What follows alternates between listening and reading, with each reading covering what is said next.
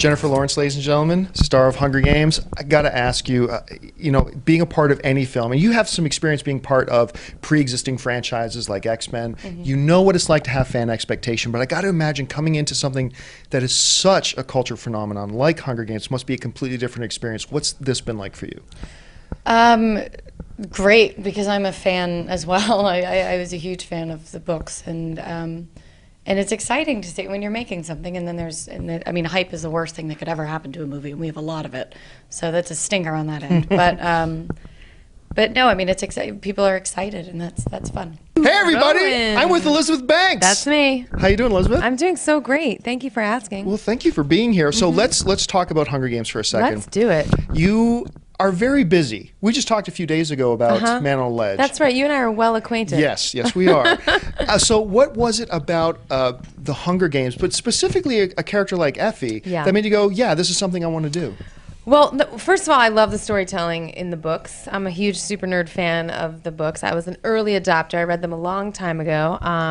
So I was, and I loved the character of Effie. She really drew me in. I think she has an amazing arc, and I just hoped that I could bring something interesting and fresh to this character, and that I would make Suzanne Collins proud, and I hear that she is. So if she's happy, I'm happy. Well, now, I did want to ask you one of the questions that had come in. Sarah Perrin asked us, for you, knowing how many fans the books have and how much we love the Hunger Games, is it hard to live up to the fans' expectations? Does that add pressure to you?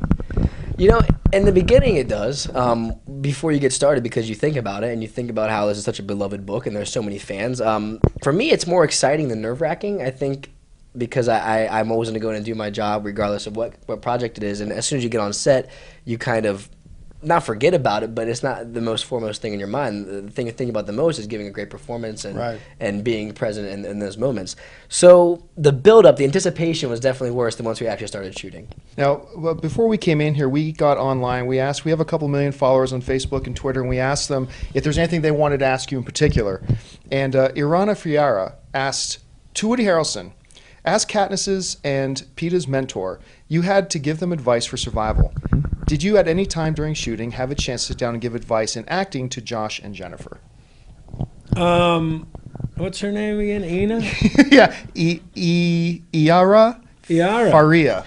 Iara Faria. Okay, well, Iara, I did not give any advice. That they both seem to be great, capable actors. And far be it from me to try to give advice in that category as well as in the category of how to handle your career. I figured I'd spare them that little tutorial. Jennifer M. said, for Liam, if the Hunger Games were real, how do you think you would handle it? And which stars in Hunger Games do you think would be able to make it through?